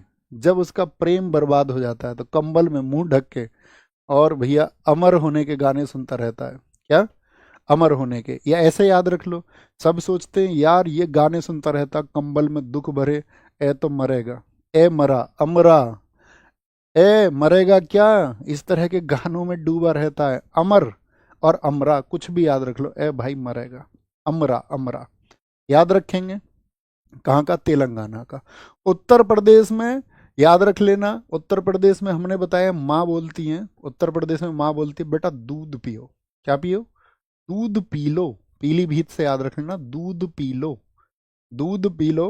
कल को शादी होगी, तुम्हारी एक रानी भी होगी, रानी भी होगी, और उस रानी का तुमको फिर जो है मान भी बढ़ाना है, अमानगढ़। क्या बोलेंगे? रानी तुम्हारी अमानत होगी। अब रानी तुम्हारी, उसका मान बढ़ाओगे, वो तुम्हारी अमानत होगी। अमानत रख लेना इसको, अमानत, अमानत होगी रानी तुम्हारी। तो दूध पी के ताकत रखनी पड़ेगी, नहीं कल को पता चले उसको सुरक्षा भी तो देनी है आपको, उसके लिए लड़ना भी तो, फाइट भी तो करनी है। हाँ जी भैया। किसी को उत्तर भी तो देना है तुमको। हाँ जी भैया, उत्तर भी देना है। तो उत्तर कैसे देंगे? दूध पी के रानी को एक अमानत सुरक्षा की तरह रखेंगे। उत्तराखंड का जिम कार्बेट, कल हमने बताया भाई मैं जिम भी करता हूँ तब भी मेरा उत्तर नहीं देती। बढ़िया, 6 एब्स भी बना लिए तब भी उत्तर नहीं मिल रहा है। जिम भी खूब जा रहे हैं, शोल्डर भी ऐसे हो गए कान तक पहुंच चुके हैं, तब भी आंसर नहीं है। क्या बोलोगे? राजा जी बोल रहा हम तो यार राजा जैसे लोग हैं, तब भी उत्तर नहीं मिल रहा है हमको, उत्तर। सॉरी। पश्चिम बंगाल, बंगले में क्या होनी चाहिए? सुंदर बुक्स होनी चाहिए, तभी बंगला सुंदर होगा। बंगाल को याद रखना, बंगला से। बंगला सुंदर कब होगा? बंगला सुंदर कब होगा? जब उसमें बुक्स होंगी। अब लोग क्या कर रहे हैं अपने घरों में? कह रहे हैं कि वो बना लेते हैं अपने घर में एक बार। आजकल ट्रेंड चल रहा है, जो थोड़े, जिसके पास थोड़ा सा भी पैसा है, वो अपने घर में फ्रंट पे बार बनाता है पहले। उसमें गिलास रखते हैं, उसमें 2-4 विस्की की बोतल रखेंगे ताकि फील आए यार कितने रिच लोग हैं। उन मूर्खों को ये नहीं पता कि बंगला इन बार से सुंदर नहीं बनता, ये बुक्स से सुंदर बनता है। आपको अपने बच्चों को वो बुक्स, उनको जब दिखेंगी ना, आपके घर में होंगे, जब दिखेंगे, वो परिवेश होगा, उसके पढ़ने के लिए, उसके लिए माहौल बनाओ। जब उसके अंदर ज्ञान का सृजन होगा, जब उसके अंदर नॉलेज उसको बोलते हैं ना प्रस्फुट होना, जब नॉलेज प्रस्फुट होगी तब एक वातावरण तैयार होगा, तब आपका बच्चा इंटेलेक्चुअल होगा। लेकिन आप क्या दिखा रहे हैं उसको? शराब की बोतलें। और ट्रेंड है ये आजकल, हर घर में मिलेगा तुमको। हर घर में नहीं तो जिनके पास थोड़ा पैसा, हर दूसरे घर में तो मिल ही जाएगा। ठीक है? देखना तुम भी वीडियोज में दिख जाएगा तुमको। सुंदर बुक्स होनी चाहिए, बंगला तब सुंदर होगा। अब छोटे से टॉपिक बायोस्फीयर रिजर्व की तरफ आते हैं, आपको बहुत सारे नाम याद रहेंगे। देखिए, यूनेस्को ने प्राकृतिक और सांस्कृतिक परिदृश्यों के लिए बायोस्फीयर रिजर्व का नाम रखा। बायोस्फीयर रिजर्व प्रकृति के संरक्षण के साथ आर्थिक और सामाजिक विकास संबंध। इस बात को देखिए, बायोस्फीयर रिजर्व क्यों बनाए जाते हैं? आप मुझे एक बात बताइए, जो हमारा जीवन है, हम जैसे मनुष्य हैं, हम सभी, तो हम सभी को कभी कभी आप देखते होंगे हमारा स्वास्थ्य खराब हो जाता है। तो हमारे स्वास्थ्य खराब होने के बाद में हम लोगों को कुछ वनस्पतियों की जरूरत होती है, कुछ जड़ी बूटियों की जरूरत होती है। हमको अपने जीवन में घर बनाने के लिए लकड़ी आदि की जरूरत होती है। बहुत सारी क्रियाओं के लिए हमको प्रकृति पर निर्भर रहना पड़ता है। तो प्रकृति पर जब हम निर्भर रह रहे हैं तो हमारा आर्थिक और सामाजिक विकास जो है वो प्रकृति से जुड़ा हुआ है। इसीलिए भारत में जितनी ऐसी जगह हैं उन सबको कहा गया है बायोस्फीयर रिजर्व। थम्स अप करके बताइए, बात क्लियर है? तो क्या बोलेंगे, क्या देखा जाता है इसमें? प्राकृतिक और सांस्कृतिक परिदृश्यों के लिए क्या बोलेंगे? UNESCO named biosphere reserve for natural and cultural landscape. Biosphere reserve makes a balanced effort to relate economic and social development, आर्थिक और सामाजिक विकास रहे। बायोस्फीयर रिजर्व यूनेस्को के मैन एंड द बायोस्फीयर कार्यक्रम, इसको याद रखना है आपको, इस स्लाइड में आपको ये चीज याद रखनी है। MAB प्रोग्राम, यानी कि मनुष्यों का बायोस्फीयर से क्या संबंध है, इसके लिए मैब प्रोग्राम हुआ। मैन एंड क्या बोलेंगे, मैन एंड बायोस्फीयर प्रोग्राम इसको बोलते हैं। यानी कि आप जो मनुष्य हैं, आपका पर्यावरण से क्या संबंध है, उसका क्या वैज्ञानिक आधार है, क्या साइंटिफिक बेस है, क्या साइंटिफिक उसका साथ ही कनेक्टिविटी का रीजन है, ये सब उसके अवेयरनेस के प्रोग्राम होते हैं। तो मैब प्रोग्राम कब शुरू हुआ था? लिखिए, ईयर लिखिए सारे लोग, 1971 में, इंपॉर्टेंट है। मैब प्रोग्राम कब शुरू हुआ? जिसका उद्देश्य लोगों और उनके पर्यावरण के बीच संबंधों में सुधार के लिए वैज्ञानिक आधार स्थापित करना है। बाकी चीजों को नहीं रटना है, बाकी चीजों को नहीं रटना है, ठीक है? क्या बोलेंगे? बाकी चीजों को नहीं रटना है। इसमें 3 क्षेत्र होते हैं। एक तो होता है इसमें, आपका याद रख लेना क्या होता है इसमें, एक तो कोर क्षेत्र होता है, कोर, यानी कि मेन उस क्षेत्र में जो कोर जगह है, कोर जगह, उस कोर जगह के बाहर में होता है आपका बफर जोन, ठीक है? ये कोर हो गया, और ये बाद वाला ये कौन हो गया? दूसरा एरिया, ये दूसरा एरिया हो गया आपका बफर जोन, बफर जोन। और एक होगा बफर जोन से बाहर, उसको बोलते हैं ट्रांजिशन जोन, ट्रांजिशन जोन। तो कितने जोन में बटा रहता है कोई भी बायोस्फीयर रिजर्व? तो सबसे पहले होगा कोर, जिसके लिए उसको जाना जाता है, जो वहाँ की मुख्य विशेषता, उसके बाहर में बफर होगा, और उसके बाहर में होता है ट्रांजिशन। सबसे इंपॉर्टेंट बात जो एग्जाम में क्वेश्चन रिपीट होता है कि भारत में बायोस्फीयर रिजर्व कितने हैं? कितने बायोस्फीयर रिजर्व हैं? अब हम एक बार संख्या पूछेंगे आपसे। नेशनल पार्क हमने कितने बताए आपको अब तक? नेशनल पार्क देश में कितने हैं? 107। टाइगर रिजर्व हमने कितने बताए आपको? कुछ संख्या पूछ रहे हैं। Tiger reserve 58। और हम आपसे पूछ रहे हैं बायोस्फीयर रिजर्व, इसको बोलते हैं BSR। बायोस्फीयर रिजर्व कितने हैं? 18 हैं, जो 60,000 वर्ग किलोमीटर से भी ज़्यादा क्षेत्र में फैला हुआ है। ये बात याद नहीं रखनी है, आपको सिर्फ याद रखना है बायोस्फीयर रिजर्व कितने हैं देश में। 18 है, 18। पहला बायोस्फीयर रिजर्व कौन सा है हमारे देश का? तो वो नीलगिरी है, नीलगिरी। बता सकते हैं नीलगिरी कहाँ पर है? नीलगिरी ब्लू माउंटेन्स कहाँ पर है? ये आपका तमिलनाडु केरल तक फैले हुए नीलगिरी, ब्लू माउंटेन्स बोलते हैं इनको। क्या बोलते हैं इनको? ब्लू, नीली पहाड़ियाँ, ब्लू माउंटेन्स बोलते हैं। और ये ब्लू माउंटेन्स स्पेशली तमिलनाडु और केरल तक फैले हुए हैं। कहाँ तक? तमिलनाडु और केरल तक। सबसे बड़ा जो बायोस्फीयर रिजर्व है, सबसे बड़ा, यानी कि ये 12,454 किलोमीटर में फैला हुआ है आपका, ठीक है? और ये किलोमीटर स्क्वायर होगा, ठीक है? स्क्वायर किलोमीटर, क्योंकि जब हम एरिया की बात करेंगे, जब हम क्षेत्रफल की बात करेंगे तो किलोमीटर स्क्वायर में आता है, ठीक है बॉस? ये तो आप भी समझते हो यूनिट्स तो, हाँ जी। यहाँ भी हो गया किलोमीटर स्क्वायर, स्क्वायर किलोमीटर होगा ये, ठीक है? Square kilometre. सबसे बड़ा बायोस्फीयर रिजर्व कच्छ का। कच्छ कहाँ पर था हमने कल आपको बताया, आंसर आए पूरी कक्षा का, हम तक एनर्जी पहुंचेगी। कच्छ कहाँ पर है? तो कच्छ आप कहेंगे भैया गुजरात में है। किस एनिमल के लिए हमने बताया था? तो याद रख लेना, ये वाइल्ड आस के लिए जाना जाता है। किसके लिए? ये भैया जी आपका जंगली गधे के लिए जाना जाता है, जंगली गधे के लिए। सबसे छोटा बायोस्फीयर रिजर्व ये डिब्रूगढ़ सेखोवा है। बताइए, डिब्रूगढ़ सेखोवा जो है, डिब्रूगढ़ सेखोवा, ये किस स्टेट में है? सबका आंसर आएगा। सीखने की बात हमने बताई थी, आसाम सीख के बता देंगे जी भैया रंगों के नाम। आसाम का है, यानी कि असम में है, असम में सबसे छोटा है। सबसे पहला जो जीव मंडल रिजर्व है, यानी कि फर्स्ट बायोस्फीयर रिजर्व जो है, मरीन, समुद्र में भी है बायोस्फीयर रिजर्व, हाँ, वहां पर भी कुछ ना कुछ ऐसी चीज है जिसको संरक्षित हमको करना है। तो वो मन्नार में, मन्नार पड़ता है तमिलनाडु में। जैसे ही आप यहाँ देखोगे बॉर्डर में, तो आप देखोगे यहाँ पर ये जो एरिया है, यहाँ पर ये मन्नार की खाड़ी है, ठीक है? श्रीलंका की तरफ नीचे यहाँ पर तमिलनाडु के पास में क्या है? मन्नार की खाड़ी। तो यहाँ पर मिलती है आपको समुद्री डीगोंग, उसको बोलते हैं, यहाँ पर क्या पाया जाता है? समुद्री, समुद्री डुगोंग पाया जाता है, डुगोंग, जिसको हम कई बार समुद्री डुगोंग भी पाया जाता है। और कछुए भी यहाँ पर पाए जाते हैं, समुद्री कछुए। ठीक है, इसको बोलते हैं मरीन डुगोंग, यानी समुद्री गाय होती है ये एक तरह की। क्या होती है ये आपका साथी, आपका एक समुद्री गाय होती है। क्या होती है ये? समुद्री गाय। ये प्रजाति कहाँ पर पाई जाती है? मन्नार की खाड़ी में। बहुत बार क्वेश्चन रिपीट हुआ है। समुद्री डुगोंग के लिए कौन सा बायोस्फीयर रिजर्व है? कौन सा बायोस्फीयर रिजर्व है? तो कौन सा है? वो है मन्नार। कहाँ पर है? तमिलनाडु में। देखिए, ये हमने आपकी प्रैक्टिस के लिए यहाँ पर लगाया है, ताकि आप अपनी पीडीएफ में इसकी प्रैक्टिस करके पहचान पाएं कौन सा एरिया किसका है।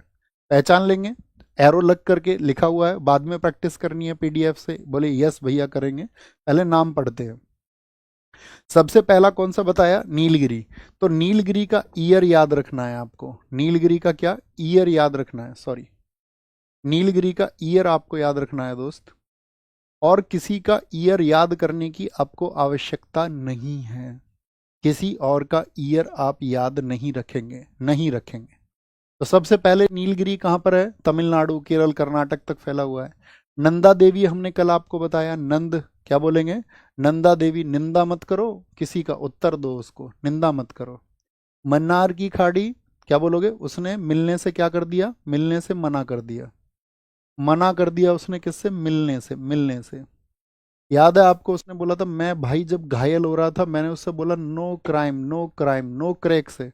भाई कोई क्रैक आ जाएगा मेरी हड्डी में, प्लीज नो क्रैक, क्रैक मत करो। लेकिन फिर भी मैं घायल कर दिया, मैं घायल कर दिया, घायल। सुंदरवन याद हो गया। अभी आपको, मतलब मैं कहता हूं ना, अगर आप ध्यान से पढ़ रहे हैं तो चीजें एक टाइम पे आप सारी रिलेट करते चले जाओगे। अब बताइए, सुंदरवन याद कराने की जरूरत है क्या पश्चिम बंगाल में? मानस असम में याद कराने की जरूरत है क्या? सिमलीपाल उड़ीसा में। हो गए ना आप इस नाम से फैमिलियर, एग्जाम तक फैमिलियर रहोगे, प्रॉमिस टू यू। दिहांग, दिबांग, तो जो नाम आपने अब तक नहीं पढ़ा है, स्टूडेंट का तरीका होना चाहिए कि उस पर बिंदु बना लिया करो आप, ताकि आप उसको ध्यान से देखें, क्योंकि आपके लिए नया नाम है। दिहांग, दिबांग। अरुणाचल प्रदेश आपको पता है, अरुणाचल प्रदेश। अब आंचल, अरुण से ये आंचल जो है, अरुण से ये कहते हैं मुझे ये दिवा, मुझे ये दिला, मुझे ये दिवा, मुझे ये दिवा। भाई यार, उसको लेके भागा था, उसके साथ कहीं गया था, फरार हो गए थे दोनों, तो कुछ डिमांड नहीं करेगी क्या? ये दिला, ये दिबा। तो बोलेगी भैया वो उससे कहती रहती है दिबांग, दिबांग। पंचमढ़ी कहाँ पर है? मध्य प्रदेश में। देखिए, आप दो लोग जो हैं अपने मध्य में कभी किसी को पंच मत बनने देना। आप दो दोस्त अगर हो ना कोई, और आपके बीच में कोई थर्ड पर्सन आ रहा हो, आपकी कमियां आप दूर करोगे। दोस्त से मतलब कोई भी रिश्ता हो सकता है, इसमें पिता पुत्र का हो सकता है, माता पुत्र का हो सकता है, भाई भाई का रिश्ता हो सकता है, भाई दोस्त दोस्त का हो सकता है, प्रेमी प्रेमिका का हो सकता है। आप अपने बीच में किसी को पंच मत बनने देना। अगर आप जब अपने बीच में मीडिएटर ले आते हो ना कोई और, तब चीज़ें बिगड़ती हैं। आप समझते हो कि चीज़ें सुधरती हैं, नहीं, बिगड़ती हैं। अगर आप स्व विवेक से, अपने विवेक से चीज़ों का हल ढूंढेंगे, और सामने वाला भी ढूंढे तो हल निकलता है। आप ढूंढ रहे हैं, सामने वाला नहीं निकल रहा है, तो नहीं निकलेगा। थर्ड आ जाओ, फोर्थ आ जाओ, फिफ्थ आ जाओ, कोई अंतर नहीं आएगा। तो पंच मत बनने देना अपने मध्य में किसी को। बोले नहीं भैया, अपनी चीज़ें हम खुद संभालेंगे, अच्छे तरीके से शांत मन से निर्णय लेंगे, जो भी निर्णय होगा जीवन में। जीवन निर्णयों की वजह से बनता है, याद रखना। आप अपने जीवन में कैसे डिसीजंस लेंगे, आपका भविष्य उसी बात पर निर्भर करेगा, सिर्फ और सिर्फ, और कोई पैमाना नहीं है। कोई भाग्य आपका निर्माण नहीं करेगा, याद रख लेना। आपको पुरुषार्थ पर विश्वास रखना है, आप निर्माण करेंगे, आप।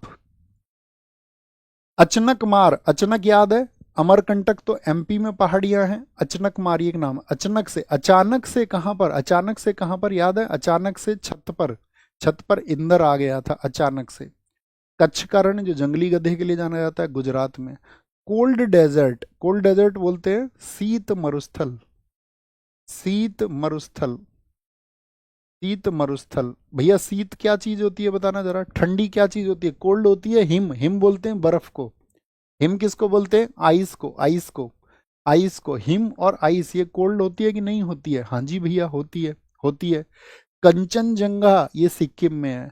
क्या बोलोगे? चने किससे खाने हैं? या हमने बताया था वो सिक हो गया, वो बीमार हो गया, क्योंकि उसकी जंघा में दर्द है, थाइज में दर्द है। चने खा लो सीख से, ऐसे याद रखना, सीख से। अगस्त्य मलाई, मलाई याद है? ये तमिलनाडु से लेकर केरल तक फैले हुए हैं, क्योंकि बायोस्फीयर रिजर्व थोड़ा बड़ा होता है। ठीक है। बड़ा निकोबार, ये तो निकोबार में ही है। डिब्रू सेखोवा कहाँ पर बताया, सीखने की बात आसाम सीख लेंगे जी। शेषाचलम आंध्र प्रदेश का, इसको मार्क करो भाई, आपको शेष चलना है, शेष यानी कि शेष मतलब कुछ बचा हुआ है वो चलना है। तो अंधा आदमी उसको नहीं चल सकता है, शेष चले हुए को उसको किसी सहारे की जरूरत होगी। अंधा आदमी शेष नहीं चल सकता है, बचा हुआ नहीं चल सकता है, शेष नहीं चल सकता है। पन्ना राष्ट्रीय उद्यान, पन्ना कहाँ से फाड़ोगे भैया, मध्य से फाड़ेंगे। कहाँ से, मध्य से फाड़ेंगे, मध्य से, मध्य से फाड़ेंगे, मध्य से पन्ना फाड़ दोगे। बात क्लियर है, बात क्लियर है। ऊपर से रिपीट करते आओ फटाफट से, ऊपर से रिपीट करते आओ फटाफट से, रिपीट करते हुए आएंगे ऊपर से। एक एक रिपीट होना चाहिए आपका, एक एक पर ध्यान होना चाहिए, एक एक पर। मजा आ जाएगा अगर आपने सारे नाम दे दिए। नीलगिरी कहाँ पर फैला, कर्नाटक तमिलनाडु से केरल तक फैला हुआ है, ठीक है। नंदा देवी कहाँ पर, उत्तराखंड में। मन्नार की खाड़ी बताइए मुझे, मन्नार की खाड़ी, मन्ना क्या बोलेंगे, तुम मिलना, मिलने से मना कर दिया। नोक्रेक मेघालय, सुंदरवन पश्चिम बंगाल, मानस असम, सिमलीपाल उड़ीसा, दिहांग दिबांग अरुणाचल प्रदेश, पंचमढ़ी मध्य प्रदेश, मध्य प्रदेश। अचनकमार ये आपका कहाँ पर बोला, छत्तीसगढ़। और अमरकंटक एमपी में। कच्छ का रण गुजरात। कोल्ड डेजर्ट ठंडा, कोल्ड क्या होता है, हिम, आइस होती है आपका। कंचनजंगा सिक्किम होगा आपका। अगस्त्य मलाई क्या होगा आपका, तमिलनाडु, ठीक है, तमिलनाडु होगा। निकोबार, निकोबार डिब्रू सेखोवा असम में। शेषाचलम आंध्र प्रदेश में। पन्ना मध्य प्रदेश में। थम्स अप करो, आया मजा, मेमोरी क्रिएट हुई, भूलने नहीं देंगे। बस हाँ, जहाँ पर चीज़ें नहीं ट्रिक लग सकती है वहाँ पर थोड़ा एफर्ट आपको लगाना पड़ेगा, उतनी उम्मीद आपसे भी करूँगा। 50 to 70% चीज़ें मैं आपको लर्न करा दूंगा, 30% आपका भी प्रयास मुझे चाहिए होगा, हम दोनों के प्रयास से मिलकर चीज़ें होंगी। ओके, बात क्लियर है। अब तीसरे टॉपिक पर आते हैं, आज का hot spot of biodiversity in India. जैव विविधता स्थल इनको हम बोलते हैं, हॉट स्पॉट। देखिए, जब कोई हॉट स्पॉट की बात आएगी, पहली बात तो हॉट स्पॉट क्या होता है उसको पढ़िए। हॉट स्पॉट में क्या होता है, जीव जंतु भी जहां पर हो आपका, और साथ ही आपका प्रजातियां भी वहां पर हो। प्रजातियों से मतलब है कौन कौन सी, इसको पढ़िए पहले दोनों को। फौना, जितने भी जीव जंतु होते हैं इनको बोलते हैं हम फौना। और जितने भी हमारे पेड़ होते हैं उनको क्या बोलते हैं, फ्लोरा बोलते हैं। क्या बोलते हैं, फ्लोरा हम कहते हैं। तो जहां पर फौना और फ्लोरा एक साथ हों तो ऐसी जगह को हॉट स्पॉट कहा जाता है। और याद रखना, हॉट स्पॉट नाम किसने दिया था, नाम पूछा जाए तो नॉर्मन मेयरस ने। क्या बोलोगे, हॉट स्पॉट जो ये नामकरण किया, जो नॉमिनेशन ये आपका इसका नॉमिनाइज किया, इसको नामकरण किया, ये थे आपका नामकरण करने वाले व्यक्ति, उनका नाम है नॉर्मन मेयरस। क्या नाम है, नॉर्मन, नॉर्मन मेयरस, मेयरस, नॉर्मन मेयरस, ठीक है। ऐसे स्थान जहां पर समृद्ध जैव विविधता, अर्थात विभिन्न प्रकार के जीव जंतु और पेड़ पौधों की प्रजातियां अधिकता में मिलती हैं। तो जीव जंतु बहुत सारी तरह के हैं वहां पर। आप देखो अपने आसपास, देखो आपके पास कौन कौन से जंतु मिलते हैं। आप कहोगे भैया हमारे पास में गाय है, कुत्ता है, और आपका गाय हो गया, कुत्ता हो गया, ठीक है, गाय की प्रजाति हो गई सारी, कुत्ते की प्रजाति हो गई, भैंस की प्रजाति हो गई सारी, मनुष्यों की प्रजाति हो गई सारी। पेड़ देखोगे आप बहुत लिमिटेड है, शीशम, नीम, मतलब 10-5 पेड़ देखोगे उसके आसपास ही पेड़ होंगे। ऐसा ही होता नहीं होता। बिल्ली की प्रजाति है जी, चूहा हमने देखा है, हमारे पास में छिपकली की प्रजाति है। तो आप देखो, लेकिन जब छिपकली आप देखोगे एक ही तरह की होगी आपके यहाँ, लेकिन आप देखो कोई एक ऐसी जगह है वहां पर हजारों तरह की छिपकलियां हैं, हजारों तरह की, जब वो प्रजाति, पौधे, एक ही पौधे की बहुत सारी प्रजातियां हैं, बहुत सारी प्रजातियां हैं, ठीक है, किसी एक पौधे की। कोई एक जीव है उसकी मधु मक्खी है, मक्खी आप देखो आपके यहाँ मक्खी जनरली कैसी होगी, एक प्रकार की मक्खी, देखो हजारों प्रकार की मक्खियां हैं, ठीक है, क्योंकि लाखों प्रजातियां उसमें है। कहीं पर देखोगे लाखों तरह के मच्छर हैं। तो आप क्या बोलेंगे इसको, तो आप कहेंगे अच्छा, तो इस बात पर हम पहुंचेंगे जहां पर बहुत सारे जीव जंतु और पेड़ पौधों की प्रजातियां अधिकता में पाई जाती हैं, इस वर्ड का महत्व है। परंतु उनका जो अस्तित्व वो निरंतर संकट पर बने रहता है, यानी ये कभी भी लुप्त प्राय हो जाती हैं। हम आपको जब संस्थान बताएंगे, IUCN बताएंगे, तब हम आपको रेड डेटा बुक बताएंगे कि उसमें आपका लुप्त प्राय जीव कौन कौन से हैं। तो ऐसे स्थान तप्त स्थल, हिंदी में क्या बोलते हैं हॉट स्पॉट को, तप्त स्थल या हॉट स्पॉट कहलाते हैं। यह सिर्फ ट्रॉपिकल रीजन्स या उष्ण कटिबंधीय क्षेत्रों में ही पाए जाते हैं। हॉटस्पॉट कहाँ पर है आपका? उष्ण कटिबंधीय क्षेत्रों में। किसमें? ट्रॉपिकल रीजन्स में पाए जाते हैं। बहुत बढ़िया जी। फोना और फ्लोरा समझ गए, ये हमारी पढ़ने की बात थी सिर्फ, और कुछ नहीं। भारत में 4 मुख्य जैव विविधता हॉटस्पॉट हैं। क्या बोलोगे? कितने बायो डाइवर्सिटी हॉटस्पॉट इंडिया में है, ये इंपॉर्टेंट बात है। बायोडाइवर्सिटी हॉटस्पॉट, इमेज को देखना जरा। कितने बायोडाइवर्सिटी हॉटस्पॉट है इंडिया में? 4 बायोडाइवर्सिटी हॉटस्पॉट है। एक आपको दिख रहा होगा हिमालय की तरफ है, ठीक है। एक आपको दिख रहा होगा जिधर म्यांमार की तरफ है, रेड वाला एरिया बर्मा की तरफ है। एक आपको दिख रहा होगा साथी यहाँ पर जो ये आपका इधर वेस्टर्न घाट है।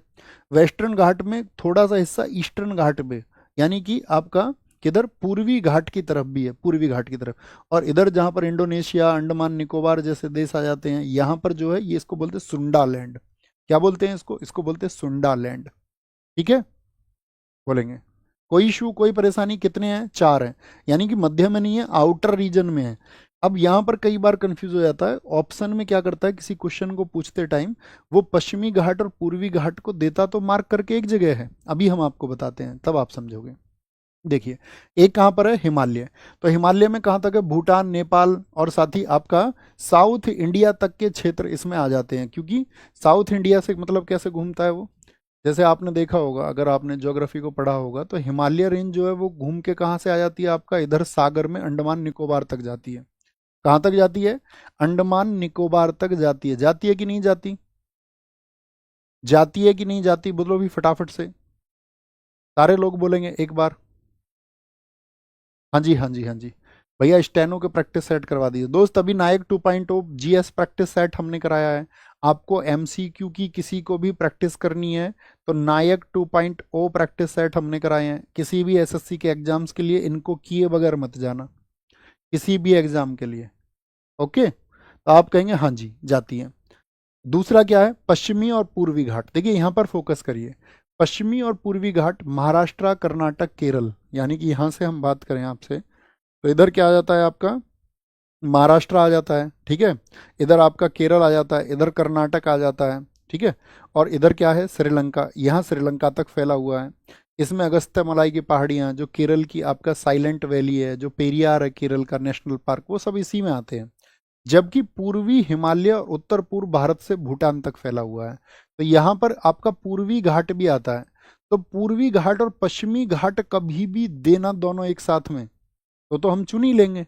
लेकिन कभी कभी क्या करता है वो पश्चिमी घाट और पूर्वी घाट को अलग अलग विकल्प में चुन लेता है। तो आपको वहां पर प्राथमिकता देनी है किसको? पश्चिमी घाट को। इस सबसे ज़्यादा जो बायोडाइवर्सिटी है वो ईस्टर्न घाट के कंपैरिजन में वेस्टर्न घाट में है। मैं आपसे इसको आसान से शब्दों में बोलूं कि पश्चिमी घाट में जैव विविधता ज़्यादा है कि पूर्वी घाट में? आपका क्या उत्तर होगा? दोनों विकल्पों में से एक चुनने के लिए हम आपको दें, दोनों को, यूं तो हम साथ पढ़ रहे हैं, लेकिन मैं कहता हूं कि दोनों में से एक विकल्प आपको चुनना है, तो आप किसको चुनेंगे? पश्चिमी घाट को। यही मैं आपसे बस जानना चाह रहा था। बहुत बढ़िया। पश्चिमी घाट में इंडो बर्मा रीजन, क्या बोलेंगे? Indo Burma region. भैया क्या सभी आपका ट्रॉपिकल में होते हैं? नहीं, ज्यादातर इसका जो ज्यादा एरिया है, बायो, सभी नहीं बोलेंगे, शायद हमने उसमें सभी शब्द का इस्तेमाल कर लिया, ठीक है ना। यह सिर्फ सिर्फ सिर्फ शब्द बना, सिर्फ शब्द हटा दें, ज्यादातर की बात आई, ओनली वर्ड को हटाना पड़ेगा, ओनली वर्ड को हटाना पड़ेगा दोस्त। ये ट्रॉपिकल रीजन्स या उष्ण कटिबंधीय क्षेत्रों में पाए जाते हैं ज्यादातर। यहाँ पर आएंगे इंडो बर्मा रीजन, इसमें पूर्वी बांग्लादेश से मलेशिया तक का हिस्सा आता है, बांग्लादेश से मलेशिया तक का। इसमें भारत का छोटा सा ही हिस्सा आता है इंडो बर्मा में। और चौथा क्या है? वो है सुंदरवन क्षेत्र। इसके अंतर्गत समय पर आइलैंड आते हैं, इसमें थाईलैंड, आपका इंडोनेशिया, मलेशिया और भारत के अंडमान निकोबार तक के क्षेत्र आते हैं।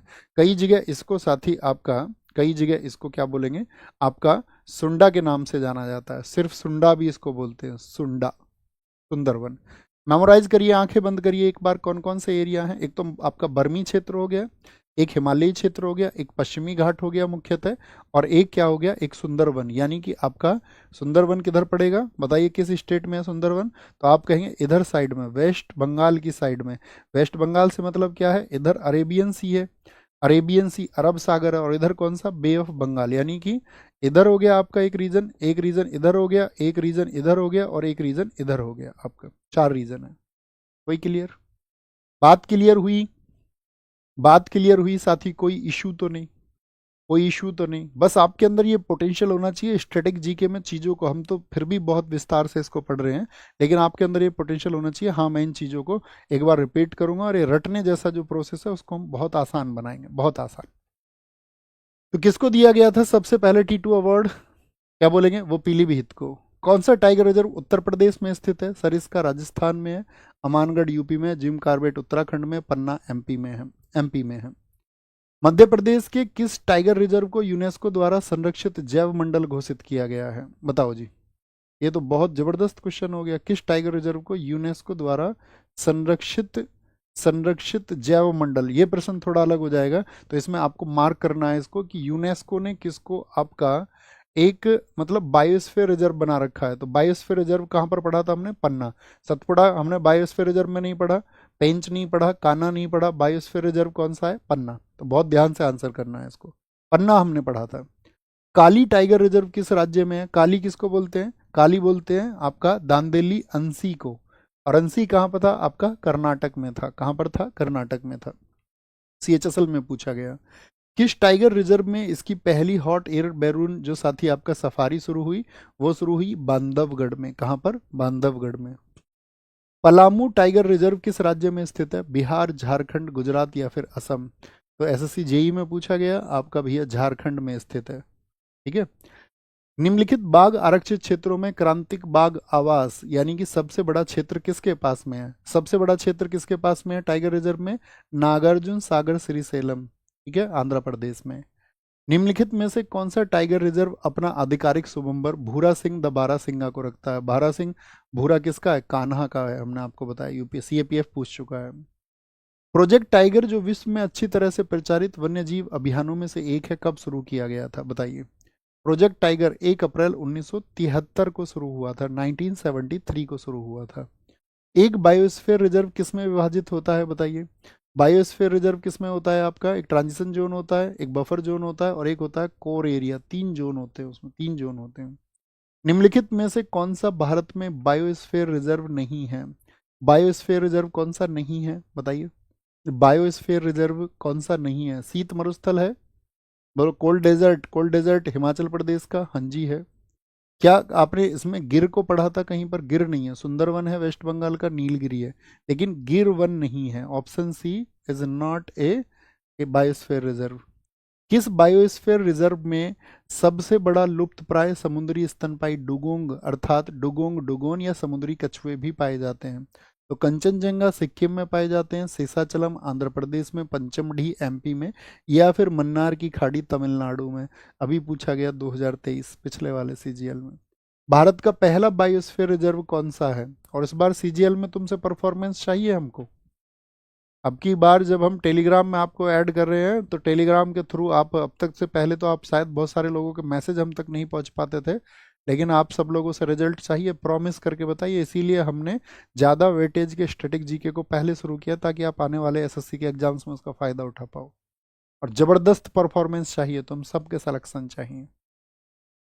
तो भारत का पहला बायोस्फीयर रिजर्व कौन सा है? तो वो नीलगिरी है। किस ईयर का है दोस्त? 1986 का है। बोलो भैया, सिलेक्शन देंगे? भारत में निम्नलिखित में से कौन सा एरिया जैव विविधता का हॉट स्पॉट है? सुंदरवन, पश्चिमी घाट, पूर्वी घाट या फिर आपका कौन सा क्षेत्र जैव विविधता का हॉट स्पॉट है? सबसे ज़्यादा हमने बताया आपको सुंदरवन भी एक हॉट स्पॉट है आपका, सुंदरवन, ठीक है। लेकिन इसमें क्या सबसे ज़्यादा हम सुंदरवन को चुन लेंगे? क्योंकि सुंदरवन में आपने देखा इसमें तो क्या है आपका, बहुत सारा हिस्सा मलेशिया तक का भी आता है, और हमने आपको बताया भारत का बहुत छोटा बर्मी एरिया में भी और सुंदरवन में भारत का बहुत छोटा क्षेत्र आता है। पूर्वी घाट पश्चिमी घाट की तुलना में कम होता है, तो सबसे ज़्यादा अच्छा विकल्प कौन सा बनेगा? पश्चिमी घाट बन जाएगा सबसे ज़्यादा हॉट स्पॉट। या बनेगा? नहीं बनेगा? आपको देते हैं क्वेश्चन होमवर्क के लिए, अंतिम क्वेश्चन था तो आपसे पूछेंगे इसको। आपसे पूछेंगे इस क्वेश्चन को, होमवर्क दे देते हैं, और होमवर्क का आंसर लिखना आप सब लोगों के लिए मैंडेटरी है। उससे कुछ नहीं होता। साथ ही हम हमेशा कहते हैं कि अनुशासन पैदा होता है कि मैं कक्षा को देखूंगा और अपना एक कीमती, आप लोगों का समय बहुत कीमती है, उस कीमती समय में से 2 सेकंड में दूंगा आंसर लिखने में, और इस तरह हम डिसिप्लिन बनाएंगे। और कल का टॉपिक एक बार लिखिए क्या होगा। कल का टॉपिक लिखिए क्या होगा, हमने आपको बताया। तो कल के टॉपिक की पीडीएफ जो है, ये टेलीग्राम चैनल जो आपको पिन मिल रहा है, आज शाम 7 बजे आपको मिल जाएगी, जो टॉपिक हम कल कराएंगे आपको। नोट्स बना के आप तैयार रहना और अपनी भावनाएं मुझ तक भेजना कि हाँ भैया चीज़ें अच्छे से समझ में आ रही हैं और हम अच्छे से चल रहे हैं। 28 दिन का हमारा टारगेट होगा दोस्त, और हम इसको बहुत अच्छे से अचीव करेंगे। आप जो भी समय मेरे साथ में खर्च करेंगे, आपका समय बहुत उपयोगी है दोस्त। लेकिन मैं आपसे वादा करता हूँ, आप कभी भी इस एक चीज़ के लिए नाखुश नहीं होंगे कि मैंने जो समय वहाँ भैया के साथ खर्च किया वो किसी भी तरह से, क्योंकि मैं इधर उधर की बातें साथी करने में विश्वास नहीं रखता। मेरा जीवन में सिर्फ यही सिद्धांत है कि आप सब लोगों तक चीज़ें अच्छी पहुँचे, मैं आपके जीवन निर्माण में सहायक हो पाऊँ, और इधर उधर की कोई बातें करनी मुझे नहीं आती है, और बाकी किसी तरह का हाइक क्रिएट करना मुझे नहीं आता। मैं एकदम से स्पष्ट हूँ अपनी चीज़ों के लिए, चाहे सोशल मीडिया के माध्यम से मैं अपनी जो भी चीज़ें वो मैं आप तक भेज देता हूँ, और जो कुछ भी है हम उस तक आप तक प्रचारित प्रसारित उसको करते हैं।